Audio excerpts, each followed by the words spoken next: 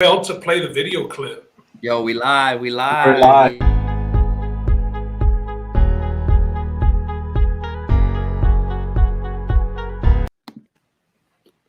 Maybe not. I don't know. Man, Well, Justin ain't we here. didn't get the Justin ain't here. Yeah, we're having technical difficulties 10 seconds in, bro. we didn't get the full 30-second countdown, but nonetheless, it's week 14. We Talking About Sports is back here for another Thursday night sit down. We're here for the Thursday night football game. We're gonna get into everything fantasy related. We're gonna get into our bets for the day. But we got the game here between the Steelers and the Vikings. And guys, how was your weekend? Benjamin? My weekend was pretty good, man. As far as the weekend was good, Monday night was a whole another shit, but that was Yeah, we'll get to that. not part of the weekend. But as far as my weekend, it was pretty good. Like I said, Christmas party last weekend. Didn't get to see much of the boxing fights that were on over the weekend, but I did tune into NFL. So yeah, man. Pretty chill weekend. Gift exchange, white elephant. White elephant. Yeah, white elephant for sure. Came home with a bottle of Crown Royal. Dang, was there anybody playing tricks in there? I played White Elephant with my family, and my uncle, he got me one time with the Crown Royal box, but it was literally filled with rocks, and there was like another little thing in there, and I thought I was getting Crown Royal, but so what was the gift? I forgot what it was. It was something that I ended up taking home because nobody wanted. It was one of those. So I got played. But what about you, Ron? Man, first of all, cheers. Cheers to the crew. Cheers to everybody. Cheers to everybody watching already. We're doing a lot. Marky Garza, Rick Torres already in the booth. Boo, Big Ben. Boo, Marky says. The comments.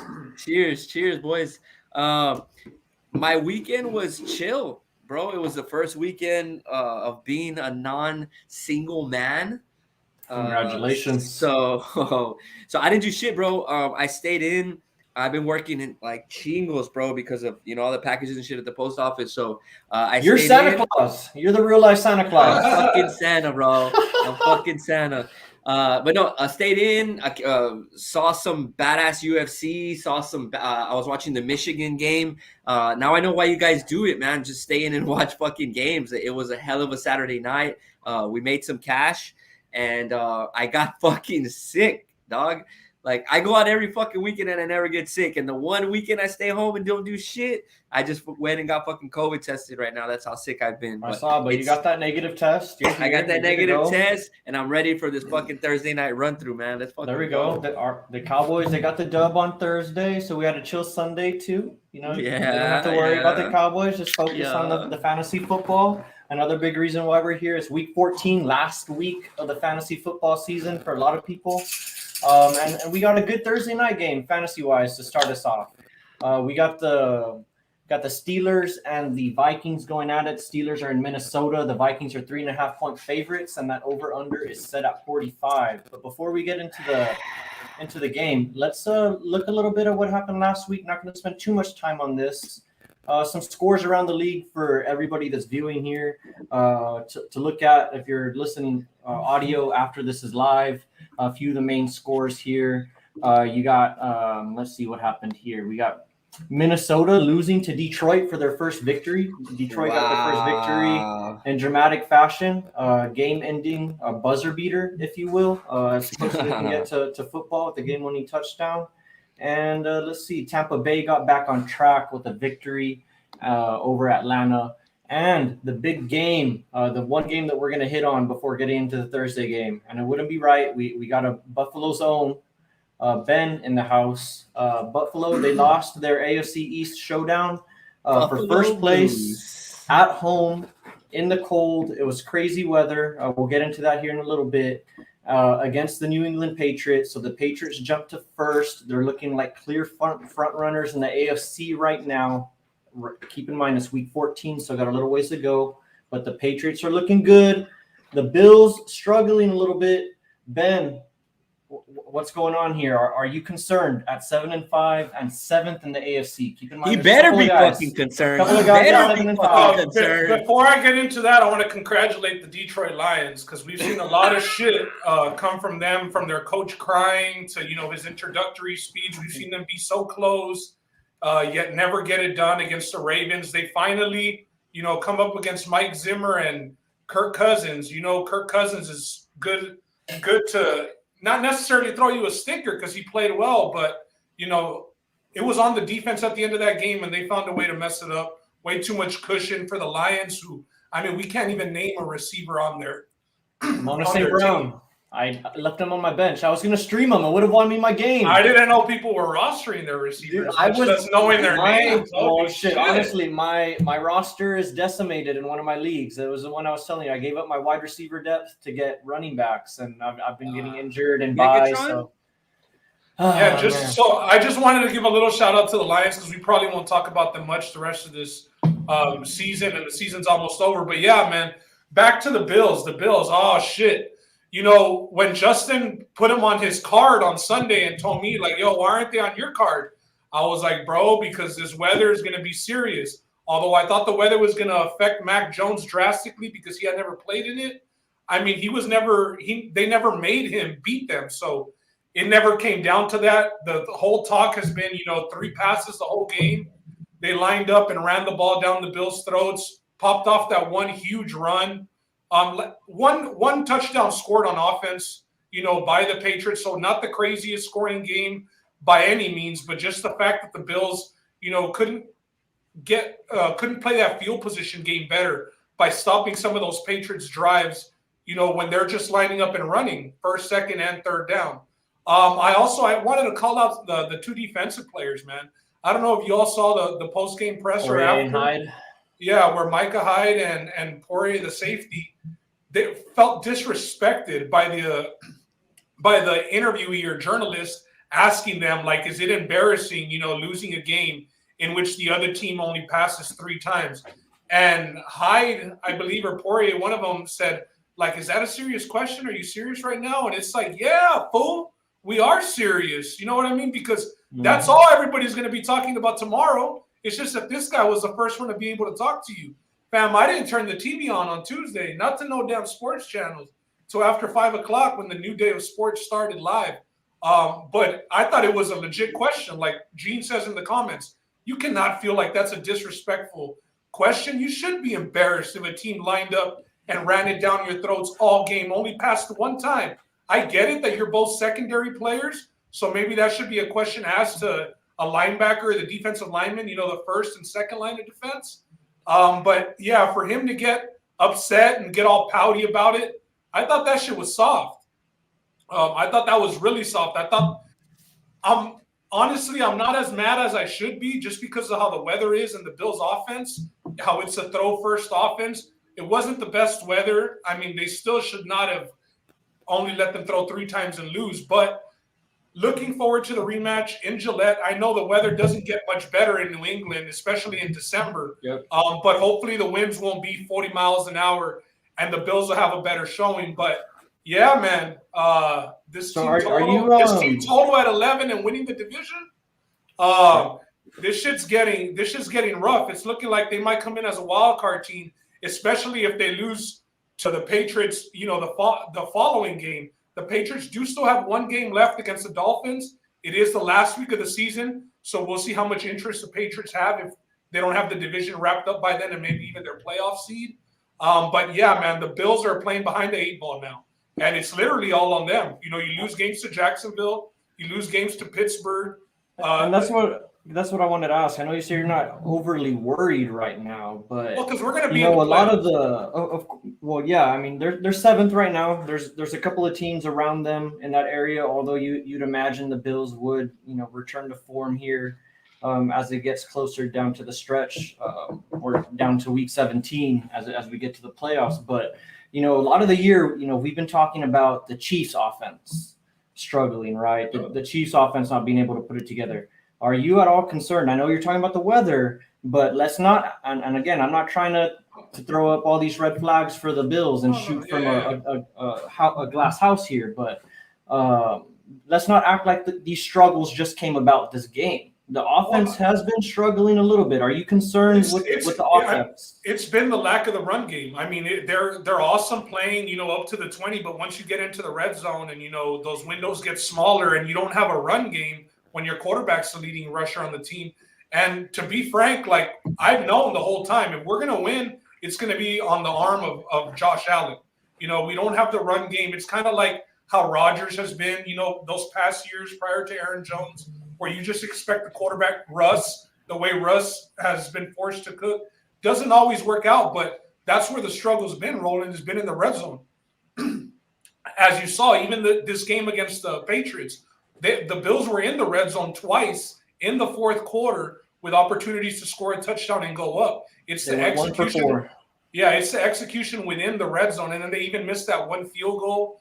Like they could have kicked, one of those 2 times in the fourth quarter had they not missed prior. So the coach dropped the ball, I think. And like I said, the execution inside of the red zone that's the most important part for the Bills offense, because they don't struggle moving it from 20 to 20. They finish pounding the ball in and finishing with a touchdown. I would say that would concern me. I agree with you there. That, and I think they'll correct it. I think the 176 yards a game is a little bit of an outlier, because you have the Jonathan Taylor matchup, and then you have what happened here against the Patriots in these last 3 games. But if they want any chance of winning, they got to stop. They got to get stops so they can get ahead and they can impose their will on teams, so they're not playing from behind the 8 ball and trying to play catch up. And like Roland, if you look at some of the losses, for example, like this one, yes, I know the defense gave up all those rushing yards, but if we just look up at touchdowns that they gave up, like I said, we're talking about 1 touchdown that they gave up the whole game. If you go back to the Jaguars game, the Bills lost 9-6. The defense didn't give up much. You go back to week 1, the Steelers game. It was the Jags way. The Jags. That's what whatever. Was the Jags way. I mean, you're like the defense didn't give up much. Well, they didn't. They gave up 3 field goals. It was the Jags, fool. I feel you. I'm talking about in the losses. I don't think the defense is as bad as Roland said, like the numbers. So then you go back to the Steelers game, week 1. They scored on a block punt and only gave up 1 touchdown. So before we move on, and I want Ron to give his take here, but Ben, your last bit on the Bills, I just want to ask you, what are you more worried about then, the offense or the defense? The offense. Okay. Yeah, and that's with Tre'Davious White being out. I mean, he really didn't come into play against the Patriots because they only threw 3 times, but that's the starting corner being out. Like I said, I mean, the defense is bending, not necessarily breaking. They've lost the game without giving up a touchdown. They've lost 2 other games, only giving up 1 touchdown in the game. It's the lack of scoring for the offense, so they got to get it right in the red zone. The Bills are soft. They're the AFC's version of the Rams. That's what I said today. They're just playing soft, like Stafford, just dropping back and throwing, and it's not working out for them right now. Ron, are we going to cash our season total? Fuck, I don't know, man. But what it sounds like to me, bro, is that the Bills Mafia is about to get locked up, bro, because they ain't no mafia in Buffalo right now. Nada. They ain't doing a damn thing, bro. They're overrated as fuck. We thought they were the real deal. We took their over, and now we're fucking worried. At 7-5, Roland, what team has a better record than the Bills right now? Our team. America's team, baby. Dallas Cowboys at 8-4, bro. So by one game, don't lose this weekend. Hey, you had your chances. It's Rod's turn. It's Rod's No, I know, but if I knew that you were just gonna come shitting on me, I mean, I would have thrown all the blows I could. Too bad. Honestly, though, you're at 7-5. We're at 8-4. We're ahead in our division, and I could have sworn you just said wild card right now. All right, but I'm a big Josh Allen guy. Hopefully he gets it done for you so all our teams can be in the playoffs. Moving on, man. Inconsistent offense is what's and no solid running game is what's really hurting the Bills right now. So if you look at their scores, man, they scored 10 points against the Patriots. They put up 31 at New Orleans, but then they only put up 15 against the Colts. They dropped 45 on the Jets and then only put up 6. So, I mean, it's just hit or miss with the Bills right now, man. And I think the reason only 35 on the Jets? No mas, 35?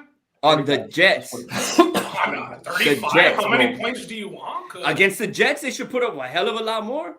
Talk It's about the Jets, talk bro. about the win against the Chiefs that the Cowboys failed to get, but the Bills stomped on them. Hey, it's Let's all mention good, that. cuz. Yeah, It's all you know? good. It's all good. But honestly, bro, I think we can all agree though that they don't have that running game, man. We know what Josh Allen can That's do. for damn sure.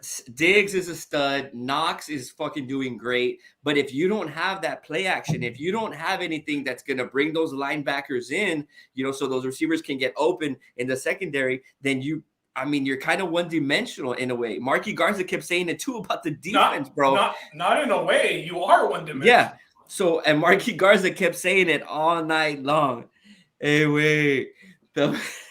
Everybody knows the Bills are gonna run. The Patriots are gonna run the ball, and the Bills still couldn't stop them, bro.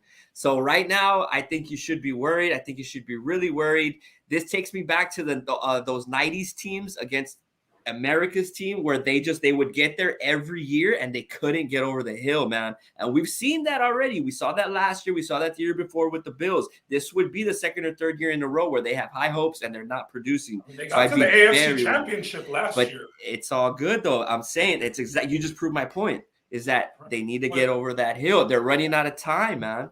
Let's keep in mind, they're in 7. The quarterback is 25 years old. Where the fuck is time going? But what I'm saying is, how many years in a row can you go to the AFC Championship? How many years? Like, when does that ever happen? They've only gone once. Right, I know what I'm saying. Like it's like the window just opened. You're talking about it closing. No, it literally just opened. But how many years in a row, bro, can you get there every single year? Is all that I'm saying. Like, you have to do something this year. They've only gotten there 1 year. Good news for the Bills is there's a logjam in the AFC right now, right? You got 3 teams at 7-5, 3 teams at 8-4, and you got the Patriots at 9-4 sitting in first place. So we can be having a completely different conversation in 2 weeks. We can be talking about the Bills in first place if some of these other teams lose. So really what it comes down to, it's time to put up or shut up if you're Buffalo right now, right? It's week 14. This is it. It's put up or shut up time. I'm not holding them to a win here, but shoot, it's gonna start looking pretty bleak because they're gonna have to go to New England the week after that. That's all that I'm saying. Right. But let's also talk about the other games. They play the Falcons, they play the Panthers, and they play the Jets. True. If they don't fucking win out, 3 dubs. So we're looking at 10 wins. Right, because you're already calling that 3 dubs, so we're looking at 10 wins minimum. 10 and 6. I don't know. I think that's at worst. I mean, 11 and 6. I don't know when the fuck that's been a bad thing, especially from a Cowboys fan, Ron. Like, what the hell are you talking about? I'm just saying, bro, because you're talking about how many times can you go to the AFC title and not get it done, and you're a Cowboys fan and you can't even get to the fucking AFC title. Don't talk about AFC titles. You can't get to an NFC title. Don't talk about title games if you've never been to it, cuz. Like, that's wild. That's wild. That's wild. Yeah. All right. Well, needless to say, Buffalo, like we just got done saying, it's put up or shut up. They got a big game against the Bucks, and we'll have a different conversation maybe next Thursday. Bills Mafia para nada. I'm gonna go through a table and all this shit. You didn't do shit. Hopefully. That's why. Hopefully. All right. Well, moving on. Let's get through it because we already talked about last week. Let's talk about this week. Yeah. We got a couple of people. We got a couple of people here in the chat watching us live. Thank you, everybody that's watching. We're getting to the reason why y'all are watching right now. It's week 14. There's some new faces, man. I see Alan Turizas here. What up, Alan? So I haven't seen him in the chat. Are in here. Joe T, Oscar, G, Edgar, Mondo, Marky. Shout out everybody. Shout out everybody. We talk about sports. Oscar, what up, Oscar? Derek, everybody hating on me and the fucking Bills. I don't know if y'all are paying attention to these comments. I'm not posting all of them. I'm not slandering you over here. That's fine. We're having a conversation. As long as we understand what's going on in the comment section. So let's get to week 14. If you guys are in the comments, if you guys have any crazy playoff situations right now, any crazy star sits. Why don't we ask how many people think, Roland, why don't we ask the commenters how many people think that the Bills will miss the playoffs? Okay. Quick poll. All right.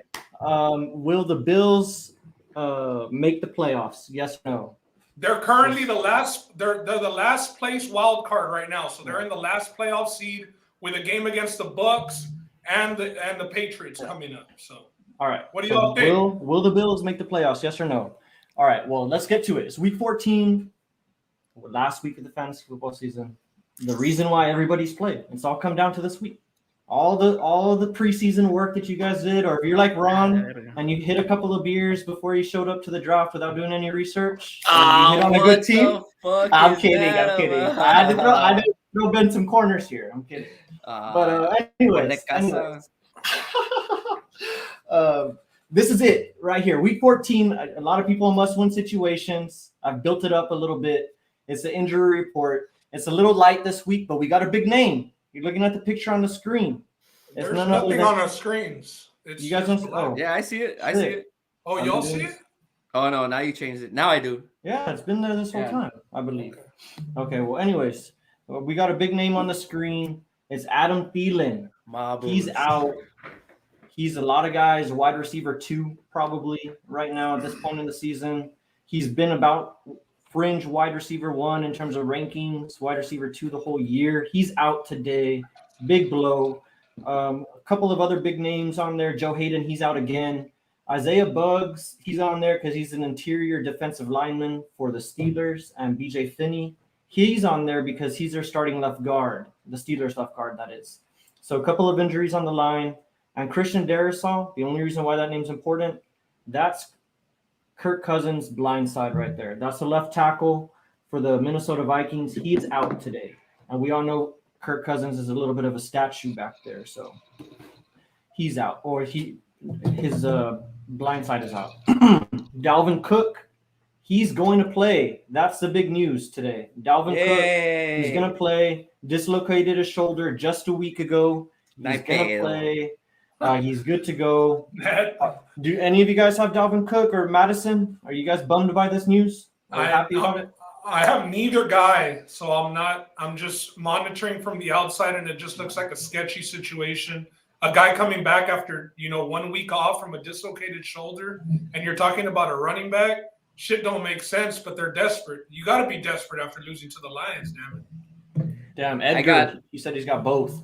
I got a Dalvin Cook in the K White League that I just joined this year. So shout out to the K White League.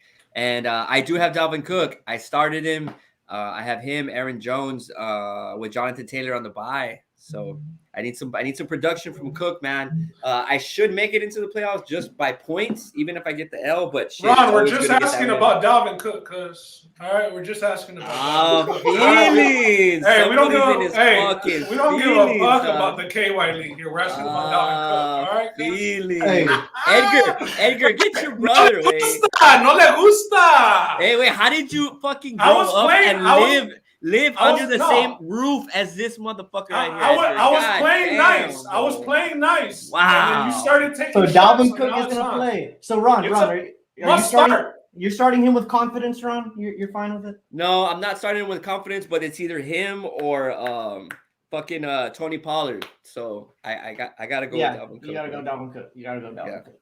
All right. Well, that's the injury report. Like I said, it's light. Go ahead. Must start if it's a guy like Dalvin Cook and the Vikings have said that they're going to give him the work. Hey man, cross your fingers and hope that he doesn't go out during the game, but you have to start it. Yep, for sure, he must start. And Madison, I'm not saying that this happened in my league, but if somebody traded for Madison, you got what you deserve. Instant karma. So that's a little personal shot right there. But anyways, moving on. What we got next? Got a little fantasy mailbag. Here we go. So, guys, if y'all are in the comments and you guys aren't up here on the screen yet, throw up your questions and we'll get to them. But first, let's get to the questions on the screen. We got Diego. He's got the little top fam things. Thank you for always commenting and watching, Diego. Much appreciated. Shout out to Diego. His birthday was Sunday. We did say happy birthday on the show, but happy birthday again. He went to Blue Slide Park. He went to Pittsburgh. He watched the Steelers kick ass. So shout out to the homie Diego. I wore this cap just for you, boy. I ain't fucking with the Steelers, but I'll fuck with the Pirates for you, cuz at least. All right. Shout out to Pitt, boy. Diego's a Blue Jays fan, so he's not going to take very kindly. Diego's on the other side of this Cooks news. He was hoping to flex Madison today. He doesn't have Cooks, so he has to look elsewhere. He's asking us, A.J. Dillon or Melvin Gordon, or does he look to the wire? What are you guys thinking? Ben? I don't like either one of those options, to be honest. I think he had followed up with saying that he had picked up Foreman, that he had just scooped up Foreman off the wire. Yes. Dylan, we know that Aaron Jones is coming back, and Dylan has been very serviceable. You know, he started being serviceable with Aaron Jones there, but as soon as Aaron Jones sat out, you know, he was a RB1 type of guy. With Aaron Jones coming back, you know, off the bye week, he's rested. You got to think that they're going to look to get him back into the mix. So they're going to be splitting 50-50. Deontay Foreman got 20 carries, you know, prior to the bye. He got 20 carries. He does have a fumbling problem because he's had a fumble in his last 2 games. But he got 20 carries. He broke 100 yards. The Titans have a good matchup this week. I believe they're playing the Jags. So I think that we could look at Foreman getting in the end zone this week. I mean, those 100 yards is going to get you to double digits. I would go with Foreman over both of those guys. He's going to have the usage. Yeah. Where are you going, Ron? Same. I mean, I didn't know that Foreman was an option, but after we saw with that, what was it, Jay Will or Joseph Boyd was talking about him earlier, the running back for the Javonte Williams. Yeah, he fucking went off, bro. That's my must start last week, cuz. That's why he went off. Shut the fuck up. But he did go off, bro. So shout out to Joseph Boyd.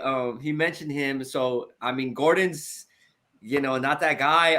Dylan, same thing that Ben said. So I would just go Foreman just to answer this question because we know that Madison's not going to get any love because Cooks is playing tonight. Nice. All right, well, moving on to the next one. What do you think, Roland? What do you think? If I were to pick between these two, I'd probably go AJ Dillon. I like AJ Dillon. I like the way he's been trending. I know Aaron Jones is back on the offense, but I think he's have enough of a share to be at least a flex. He might fall into the end zone, and he's looked like a pretty good runner, pretty reliable runner for the Packers. He has. So I like him there. Although Aaron Jones coming back into the fold is a little scary, but. Mentioning Deontay Foreman, he is going to have the clear number 1 usage. They're getting Julio Jones back soon, or I think he might be coming back this week, so a little less pressure on him. This week. So it should start to open up. Diego's in the comments, so you can confirm if you did pick up Deontay Foreman. I think that we might be leaning that way if you did get it. Oh, fuck no. Look at what Joseph said. I think Cooks is going to dislocate his shoulder again. That's foul. Moving on to Joe. Joe has another question in here for Thursday night. It's tight end related. He wants to know, do I go with Muth against Minnesota or do I stick with Dalton Schultz against the Washington football team on Sunday? Ron, I'll start off here. The reason I'm going with Schultz, and this is kind of strange, but against the division this year, against the Giants in week 5, he put up 79 yards. He put up almost 14 fantasy points. We played Philly. We won 41-21. That's the game he went off. He had 80 yards and 2 touchdowns. I like Schultz. You know that Kellen Moore kind of has this little fucking crush on the tight ends in Dallas or something, but they get the rock more than fucking Jason Witten did with fucking Tony Romo. So I like Schultz. The only reason that I don't like the Steelers is the Steelers tight end is because the Vikings do have a solid defense. I think that Najee Harris gets a lot of love tonight after what Johnson, the receiver, did last week. I think he goes off as well. So he's kind of on the back burner to where Schultz does get targets. I mean, regardless of, I think he hasn't hit over 60 yards since week 6, but regardless of it, he does get targets. Tight ends are known to score in the red zone, of course. So Dallas's offense too. I mean, are you going to take the Dallas offense moving the ball up and down the field or the Pittsburgh offense? I would definitely lean Cowboys there. So that's kind of my lean right there. I would go Schultz. I'm going to have to go with a disagreement here. I'm going to go Mute just because it might be a little recency bias. But I'll bias, Marky. But we just saw the tight end position rip up the Vikings last week. They gave up 2 touchdowns to that position last week. So I'm thinking Muth gets at least 1 touchdown here. Big Ben likes to target him. We all know Big Ben's arm is shot, so he has a lot more looks at the tight end. Give me Muth to at least hit value and get you 10, 12 points. So I'm going Muth here as a safer bet. Let me be the tiebreaker here. Yeah, as a Cowboys hater that I am, I'm going to pick the Cowboy. I'm going to go with the Cowboy. Amari Cooper did look pretty banged up still. He was able to get a couple of catches and yards in his last game back, but he spent most of his time on the sideline making CeeDee Lamb the number 1. And you got to think, I mean, I know that you still got Kamara, who's always hurt, the other receiver. Lamb? No, CeeDee Lamb's the number 1. Gallup. Gallup probably goes to 2. I would say that Schultz is the 3 at that point. The Vikings defense with their linebackers and everybody that they've gotten back, they're actually pretty good against the tight end. They're number 4 in fantasy with points allowed to a tight end. So they do tend to play the tight end pretty well. I just got to agree with Ron. I would go with the more high-powered offense in this one. Okay. Hey Ben, you just dropped something, cuz. Yeah, a gem. You dropped some fucking knowledge, dog. All right, next. I don't think that Brian Muth gets in the end zone, and he's kind of touchdown or bust for Pittsburgh, if we're being honest. Big Ben does look at him in the end zone, but he's not a yardage guy. He's touchdown or bust. Facts. Fair enough. And well, I'm playing Muth, so I mean, if that comes to fruition, good. But I'll leave Muth here in this one. Moving on, we got Taj Boyd or AJ Green. So, all right, Ron, so this is your question. We're answering a little bit pod numbers question here, not what it's intended for, but we'll frame it for us, Ron. Frame it for us, Ron. I'll frame it. No, I put this here because I want see if the people in the comment section could kind of help me out. We're always kind of not helping everybody out, but we're the ones that kind of like, hey, this is what we think. So I want them to know what. Look, I got Pittman's on a bye. Michael Williams has fucking COVID, and Logan Thomas just hit the fucking IR. So this is for a flex right here. Taj Boyd versus San Francisco or AJ Green versus LA. My lean would be Taj Boyd, but I want to know what you guys think, and I want to know what people in the comment section think. So let me know. Roland, what you got here? Man, this one's tough. This one's the tough one. AJ Green. He's a guy that he's looked good at moments in the season. It hasn't been too reliable. We all know the status with DeAndre Hopkins. They just had Kyler Murray return last week and DeAndre Hopkins last week. Although the weather situation wasn't too good, they still tore it up. Here, give me Taj Boyd just because. It's really tough because I think he's a little bit more trusted in the offense. He has a little bit more of a solid role. So at this position at the flex, I think you just want somebody who's not going to kill you. So I think Taj Boyd is least likely to bust, and to kill your flex spot. So I'll go Taj Boyd here. Honestly, AJ Green hasn't recovered from that game against the Packers where he didn't turn around from that pass. Since that game, bro, he ain't been relevant. I don't know if he's caught a damn pass. Yeah. Hopkins is back. Everybody's back. The offense is healthy. Edmonds comes back this week. I'm going Boyd all day. It looks like T. Higgins has stolen a little bit of Jamar Chase's shine with the Bengals. I got him, dog. I was hoping for in the beginning of the year. I got Higgins in that K White league, and he's putting in fucking work for me, dog. Nice. Yeah. They got a good young wide receiver core. It does look like Boyd is the third guy behind Higgins and Chase, but I would go Boyd over AJ Green as well. Okay. Also, it's because I have Evan Ingram in the flex right now, so these two guys are way better than Evan Ingram. Correct? I would start them over. I would say so. All right, bet. All right, well, we got another question here in the comment section from Oscar. Oscar, if you're still watching, thank you. Here's his question. He says he's getting hit hard at tight end. Assuming he's had some injuries there. He wants to know should I stream Cooks from the Los Angeles Chargers, or do I go with Conklin, who's playing tonight against the Steelers? I don't have a good read on this one, Ben. What are you thinking here? I mean, we were talking earlier, off air about the Keenan Allen and Mike Williams both possibly not playing this week. So with both of those guys out, you gotta love Cooks. He scored a touchdown last week. Pretty damn athletic touchdown too. He got the toe tap in the back of the end zone. Old as hell, reliable as hell. You know he's going to be a threat in the red zone. I would go with Cooks over Frymuth, whatever it is. Yeah. What about you, Ron? Fuck it, man. I'm just gonna go with Cooks because I'm a big. Y'all know how much love I have for fucking Herbie, man. Herbie's my guy. He loves to sling the rock.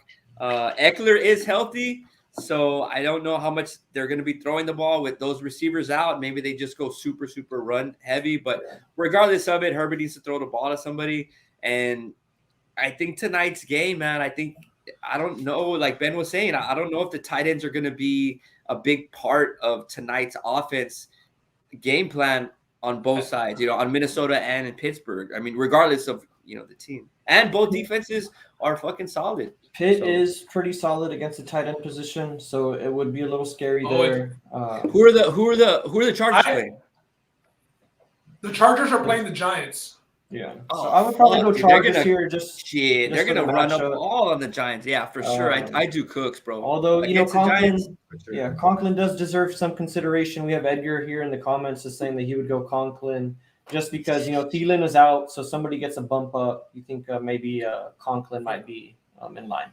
So I was confused. I thought he said Frymuth or Cooks, but I would still go Cooks over Conklin. I agree with you though, Roland, with Thielen being out and him being a big red zone target with 6 red zone touchdowns on the year.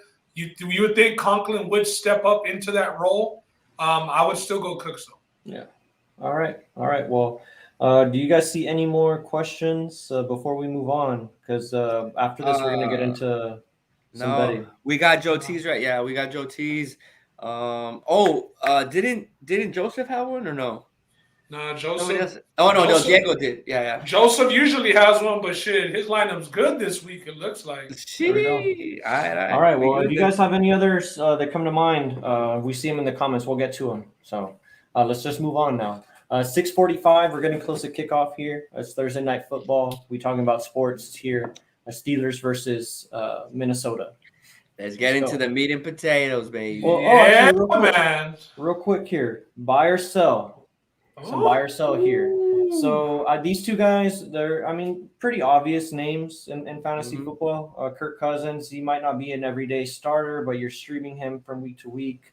He'll be in most people's lineups. And Najee Harris, he's an RB1 for most guys. So my question here, we all know the Vikings run defense isn't that stout. We've seen them give it up lately.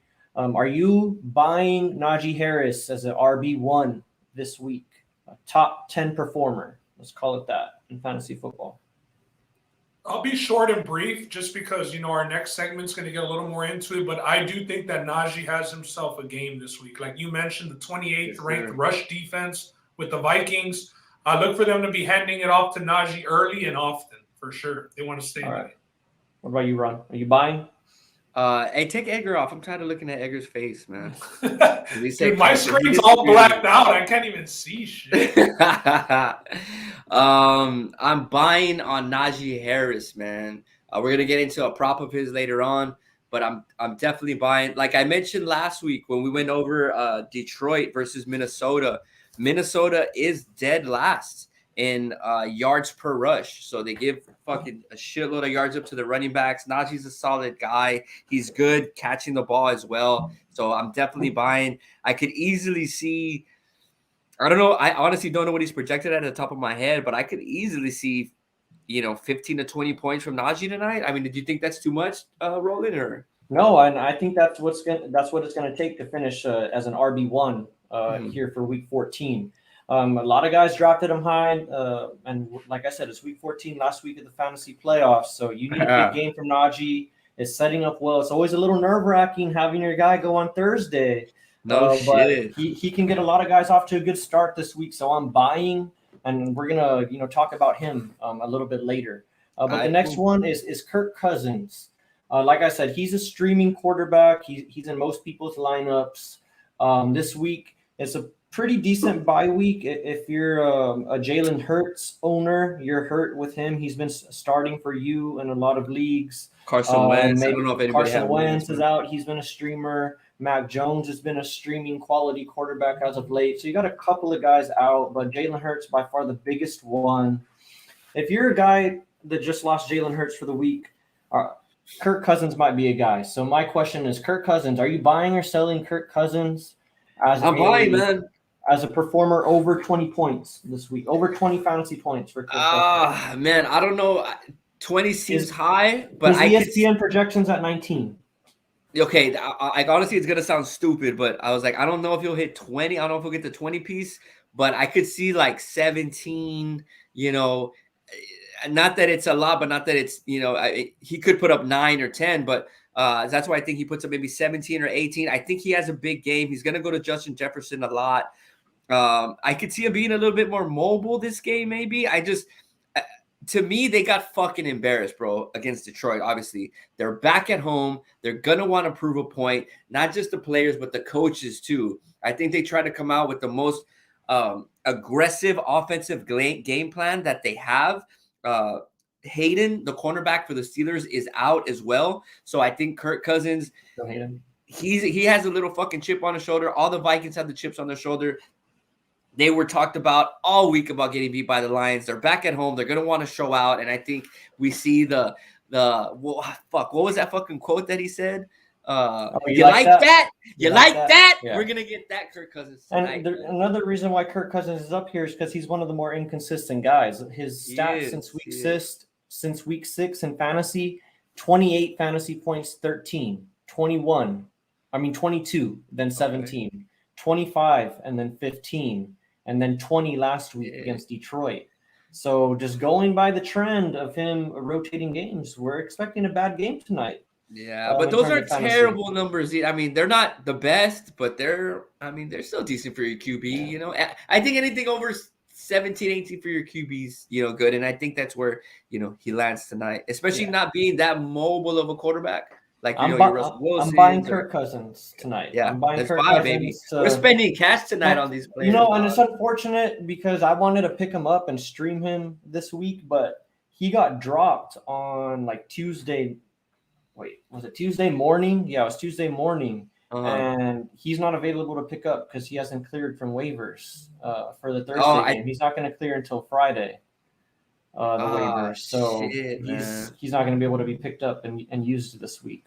Hey, Ben said that. Yeah, okay, you got him. There he is. Damn, going fucking old school with the fucking phone. What, you got a Nokia over there, Ben? What do we got next, Roland? And let's finish up the night. Yeah, I'm on the iPhone, man. There we go. We got him. We got shit, what are we on fucking FaceTime? Hey, I'm buying Kirk Cousins. You're buying Kirk Cousins? I'm buying Kirk Cousins. That's the number 8 ranked QB in fantasy football. He's my starter in 2 leagues, and he's gonna hook up with Justin Jefferson tonight. I was just telling Ron I was trying to pick him up, but he got dropped yesterday morning, and he's not able to be streamed today because of the Thursday. And that's probably a strategic move by that person, Rolling, knowing it takes 2 days to clear waivers, and he plays on Thursday. So you should wish bad upon that person, bro. That's it's unfortunate. But before we move on to the betting, we do have one question here. I don't want to ignore Joseph. He has a question for his fantasy lineup. He doesn't know who to plug in between Amari Cooper, Terry McLaurin, or Debo. Is Debo back? Oh no, never mind. He wants to know who to pair with Debo. He's already putting in Debo. Cooper or McLaurin. Could be a. Fuck, man.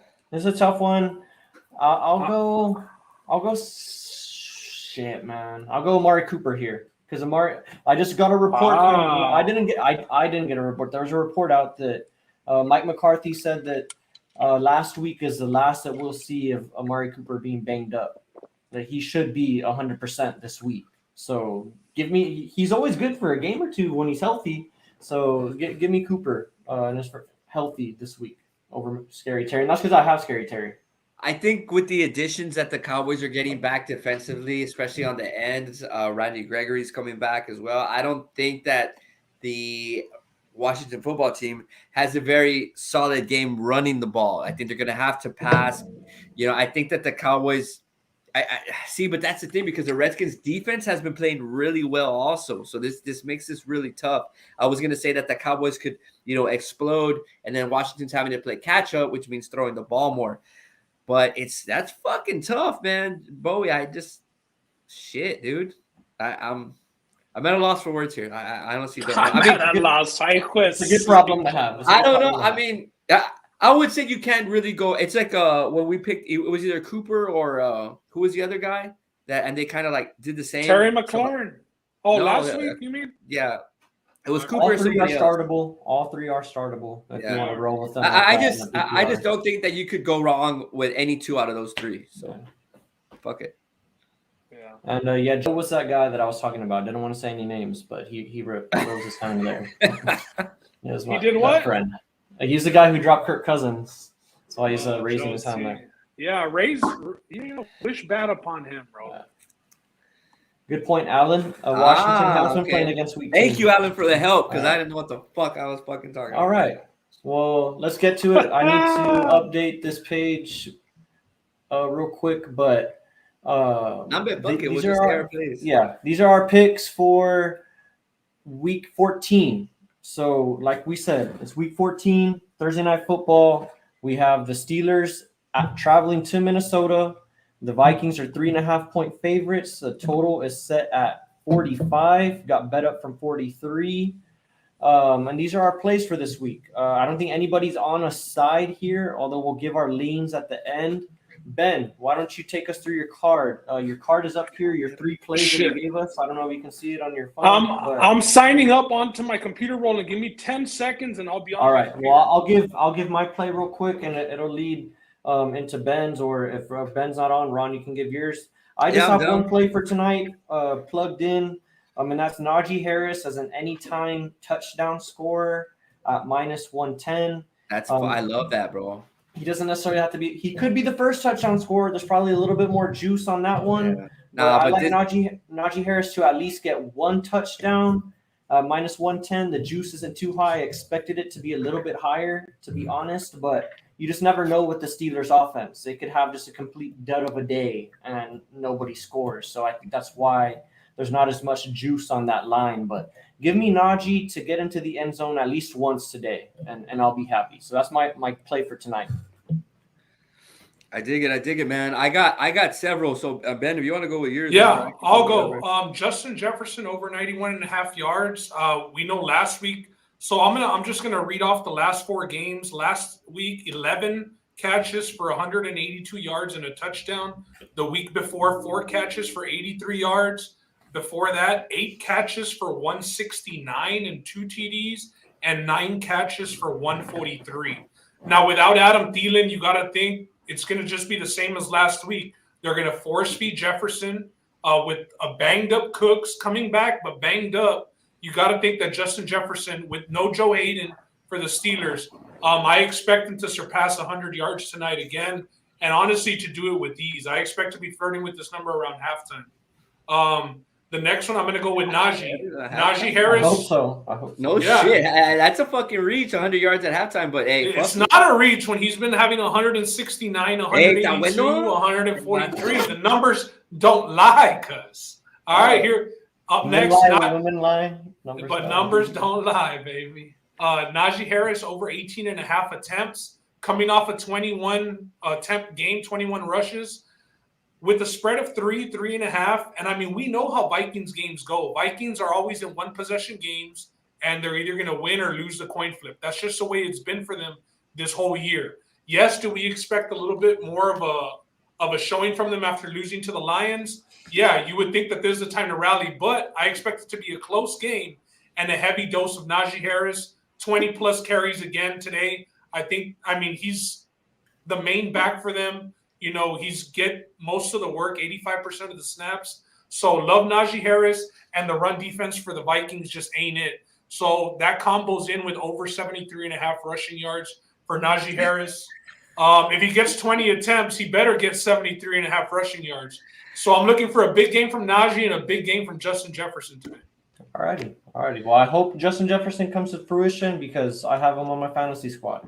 I need that dub. So with ease, rolling. Ron, what are you on tonight? What are you going to drop? Hey, man. For the people. Cool, man. All right, let me show y'all what I got real quick. Okay, so I have Justin Jefferson receiving yards. I tell my boy Ben on that. However, he did get 91.5 earlier in the day or yesterday. I don't know when he took it. This morning. I got it at 93.5 at -140. So it already went up 2 yards. We saw off cam, we were talking about how Roland had some things. He saw 97.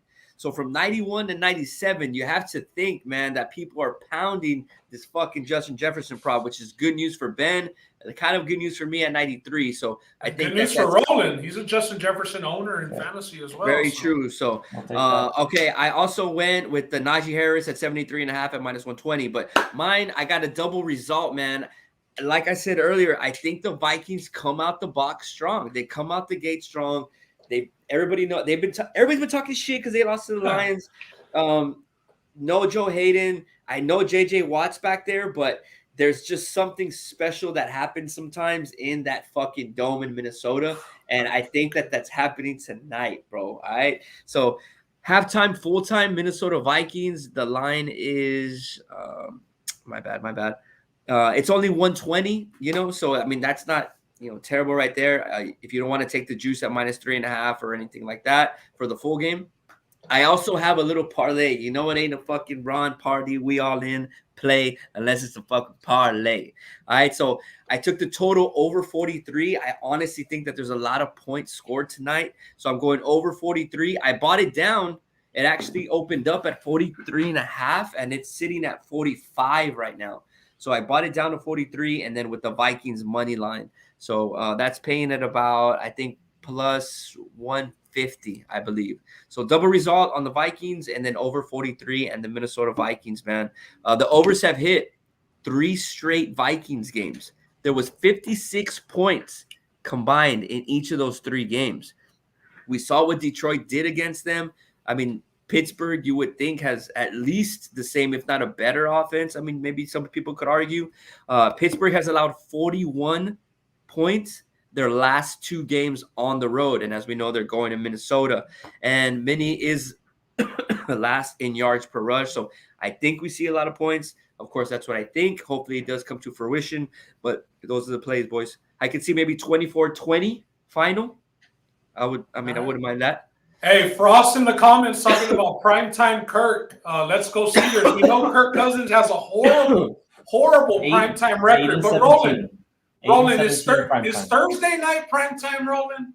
I'll be right back. Thursday night, it is primetime. Is it primetime, Roland? It is primetime. It's the only show. It's the only show in town for that night. Thursday night. That's the only game that's going on. It's got the main slot at 7:20. It's a light college basketball night. There's only a few games in the NBA.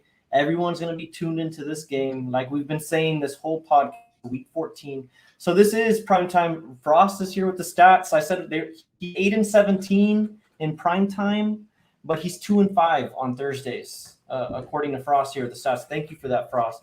But this is a trend that I'm going to ignore. So I know we said that we're all going to go with our leans. I'm on the Vikings side here. I do think that a lot of people are going to be on the Steelers tonight just because of what we saw last week from the Vikings. They gave the Lions their first victory, and we just saw the Steelers beat the Ravens on Sunday Night Football in dramatic fashion, which I'll thank John Harbaugh for going for 2 there, because I was going to lose my fantasy game if that game went into overtime. But either way, I'll take it. And I think that's what's playing into a lot of this. I think the public side, the last that I saw, is the Steelers side. So I'm going against the public here. Give me the Vikings -3.5 at home. And weird, right? Because the line was sitting at 3, and then the public's taking them, and it goes up to 3.5. One thing that makes me, I'll go opposite of both of y'all. I'll lean Steelers. Nothing official, but the Steelers in the dog roll, they're pretty damn good. 4-point dogs to the Ravens last week, won outright. 5-point dogs to the Browns, won outright. 2-point dogs to the Broncos, won outright. 7-point dogs to the Bills, and won outright. I do think it's do or die time for the Steelers. They are last place in that division. This is a game that could get them right back in the mix, especially with that win against the Ravens. I see them pretty desperate, and I could see them pulling it off, man. Big Ben announced he wouldn't be coming back to the Steelers, and last week, I mean, he outplayed them. That was a little strategic announcement? It lit a fire under their ass is what it did. It really did. I'm gonna side with the Steelers. Yeah, TJ Watt and Roland. The crazy thing is he's missed 2 games, and he's still on pace to break Strahan's record. He has now become the favorite for Defensive Player of the Year over Myles Garrett, +150. Myles Garrett +250. So as long as he doesn't miss any games, I think that after everybody in the world except some of us feeling that TJ Watt got snubbed of the Defensive Player of the Year last year, I think this year they just do it right. He's putting up the sack numbers, and they end up giving it to him, whether they make the playoffs or not. I'm still on I like the Vikings. Yes, I'm taking like an official pick. I'm a teaser guy. I do like the Steelers as a teaser piece at 10.5. That's not a bad play at 10.5.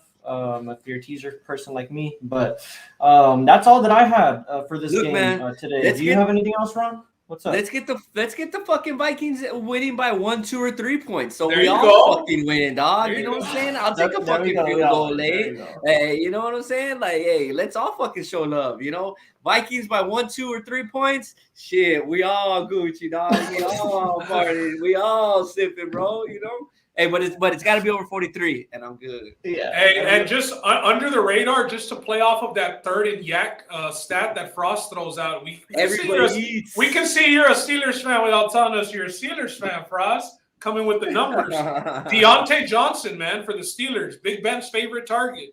49 targets the last 4 games. That's insane. The next nearest receiver in the NFL has 7 less targets over 4 weeks. Like he says, the Vikings can't tackle. Their DBs do suck. I could see Deontay Johnson, you know, building off of his badass week last week with a 2-touchdown game and, you know, having another 15, 20-point game this week. It looks like the overs might be a trend here, man. You know, I know we're talking about sides here, but everything that we've talked about as far as sides have an overs lean. And nobody's mentioned the first half undercuts yet. And for primetime, that's usually the way we tend to lean. But this week we're expecting points. Very, very true, man. So if y'all ain't fucking with the sides here, with the spread, I mean, consider throwing down your money on, you know, the overs. And of course you can do that at Bet King. You know, hey, there it is, the Bet King. There we go. I'll take the overs and I'll tease the Steelers. There you go. There it is. There we go. We got anything else before we close? And I think that's it. What else do we got coming up? Oh, well, we're going to be back on Sunday. If you guys haven't had a chance to listen to it yet, Ben and Justin, they did a MMA tap hour. They got into UFC 269. Absolutely huge card. Ben, while we have a couple of more minutes here, I think we'll shut off here in the next 5 minutes. Why don't you talk to us about the 2 biggest fights on the card? Yeah. Just a little breakdown. Hold on. Congrats, Bull. Just real quick, question for Diego. Don't ignore him. He's a top fan here. Top fan. Galladay or Edmonds in his PPO, assuming. I'll go Edmonds in his first game back. And that's how bad Kenny Galladay and the Giants are. Jake Fromm is starting at QB for the Giants. He was a 4th-string QB for the Bills. Got signed last week. Is starting for the Giants this week. They asked him, what is this experience like, Jake? I quote him. He said, it's like taking your final and not going to class all year. What the fuck? That's exactly what he said. It's like going and taking your final and not going to class. Like, you don't know shit, but hey, it's time to perform. If the Chargers aren't missing those receivers, I mean, the Chargers might be a smash spot, but you got to go Edmonds, even coming back off the IR, just because the Giants are sorry, bro, and you can't count on Jake Fromm getting him the ball. Hey, Jake Fromm could be that guy. I saw him on QB1. At Georgia. Let me get back to this UFC 269. So we got Poirier Oliveira. Poirier minus 175 favorite. The comeback on Oliveira plus 130, plus 135. Kind of strange because Oliveira is the champion. Now, we have a lot of people that are in the thought process of if Poirier wasn't taking those red panty night, you know, big money paydays to beat Connor's ass and, you know, coast, he would have already been wearing the strap, you know, if that was on his mind. So a lot of people kind of just expect Dustin Poirier to win this belt off of his toughness, his paid in full. Hey, Ron, not so fast, Ron. Not so fast. What is it, 25 minutes to make life right or to make it right? He's got all the quotes. And listen, the guy does it right. But if we're just talking about the fight, I mean, if this fight hits the floor, we saw how easy Khabib got through him. I'm not saying Oliveira is Khabib, but we're talking about the guy with the most submissions in UFC history, in Charles do Bronx Oliveira. He's wearing the belt. He's coming off a knockout win against Michael Chandler. So he's going punch for punch against Chandler. I do think Oliveira, I'm not even going with plus 135. I say Oliveira inside the distance, and you're getting over 2-1 odds. This fight ain't going to the judges. Whoever wins will win inside the distance. But give me Oliveira this weekend for the upset. And then in the second one, Nunez versus Pena, you got Nunez as a minus 900 favorite. Usually, usually when she fights, I mean, Pena's 1-1 her last 2 fights. But They're just Pena, she's been running her mouth up. She's been running. That's how she got the fight, Roland. That's how she got the fight. She didn't really get the fight off of clout. Her wins and losses. She was clout chasing. She had never fought Amanda Nunez. It was a fresh body. Amanda Nunez hasn't defended the 135-pound belt in a year. So this is her first time defending it in over a year's time. Nobody even cared, bro, because do we gotta watch for her making weight? Is she? No, she's gonna make weight. Well, the weight, like I said, you can't really look at the line. Maybe Nunez by submission. I could see her getting her down and choking her out. But Pena is pretty tough, and she's talked a lot of shit, Roland. She has. It's got a medium out here. So she better last 7 minutes and 31 seconds to get that over 1.5 rounds. That's the way that both me and Justin leaned for that fight. Like I said, we expect Pena to get her ass kicked, but we expect her to be able to take an ass kicking. Yeah. Hey, Rody, put all that overtime post office money on fucking Pena and let's go. Okay, all right. And now, but Poirier too big, man. Poirier too big. You think so, Ron? Yeah, he's too big, bro. But he punches way too. We talked about on a couple of tap hours about who has like low key good boxing or somebody who has really good hands, and I think he's just too strong, bro. I mean, Oliveira ain't gonna be able to handle those fucking punches, man. I know he has a great jiu-jitsu game, but Poirier ain't terrible, but I think that Poirier just fucking hits him hard, and he feels the power of Poirier, and I think mentally he's out after that, and Poirier's gonna, win. I think Ben brought up a good point. If he gets onto the ground, into deep waters on the ground, it could be a little scary for Poirier because of just what we've seen in the past, but I'm going to stick with Dustin Diamond Poirier. I became a fan of his over the years, so I want to see him get that belt. Like Ben said, he's been chasing the red panty night. He's been getting those paydays over the past year and a half, ever since he fought for the belt against Khabib. So give me Dustin Poirier to get the belt here outright, and then no-brainer on Nunez. But and like I mentioned, go ahead, Ron. Go ahead. No, just like super quick, and like I mentioned, I mean, Oliveira is a smaller guy, and you're saying, I mean, not you, but people are saying that his chances, jiu-jitsu take it to the ground. But I mean, Poirier's gonna come in that night. I mean, huge. After cutting the weight, he's gonna get it all back, and it's gonna be tough for Oliveira to take a bigger guy down. This is Oliveira's second fight of the year. This is Poirier's third, so this is his third camp for a 25-minute, 5-round fight. Like those McGregor fights didn't go to 25 minutes, but the camp is the most grueling process of the fight. So this is his third one in the year. Could take a little toll on him. But like I said, I think a lot of people are just expecting Poirier to win because they feel like he should have been wearing the belt, if he wasn't chasing those Conor ones. Mm-hmm. Guys, we also got names like Dominic Cruz on the prelims, Sean O'Malley. Sean O'Malley and Danige. That means that the Nelk boys are going to be there. Now, they fuck with Sean O'Malley hard, bro. Oh, he's fighting another bum, so it should be a highlight reel.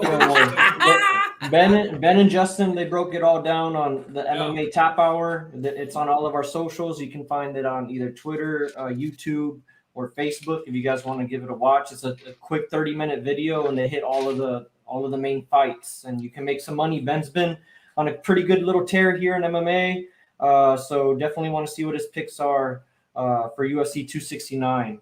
Anything else that you guys want to hit on? Before we go to the viewers, everybody that watches this, thank you. But more importantly, if y'all have anything for us, like any recommendations, what shit do you want to see more? What do you want us to talk about more? Do you want more fantasy? Do you want more bets? Do you want less of something? I mean, hit us up, man. Tell us, hit us up in the DMs, comment to us on Facebook. Justin's really good about checking Twitter. So anywhere that y'all could contact us, be like, hey, this shit that y'all do is cool, but I ain't really fucking with this, or like, hey, give us more fantasy, give us more bets, or whatever it is, man. Like, give us your input. We really appreciate, everything that, you guys take the time out of your night or whatever, even if it's 5 minutes, 2 minutes, 30 minutes, whatever it is that y'all fuck with us, watching us. So we appreciate that. So we want to give y'all what y'all want to talk about, not what we want to talk about. So if y'all want more fantasy, let us know. Y'all want more bets, whatever it is, man. Y'all want more MMA, y'all want more basketball shit. I mean, whatever, man. Like, let us know. So yeah, sure. And look, shit, Derek read your mind. It seems like Roland. You mess with a little bit of F1 or no? I'm not the biggest F1 fan. I definitely have a friend of mine that's a way bigger fan, but it's kind of, just having a friend that's super into it, you kind of get pulled into it. So that's kind of what happened to me over the past year. During COVID, actually, is when I got into it a little bit more. But it's a big race this weekend. It's getting down towards the end of the season. I don't know how many more races there are, but in F1, you go for the teams. So it's like Mercedes, there's Red Bull, there's AlphaTauri, there's McLaren, there's a bunch of different squads, and with each of these squads they have their main racers. So I'm sure you guys have all heard of Lewis Hamilton. Lewis Hamilton's probably I have heard of him. Yeah, one of the most famous athletes in the world. He races for Mercedes, and then there's another guy that you might have heard of, Max Verstappen. He races for Red Bull, and so Lewis Hamilton's been the guy that's kind of like had his reign over F1 for the past maybe 7-8 years. He's won like 5 times, kind of been pretty dominant, kind of like Tom Brady. And then Verstappen's the new guy that's trying to take him.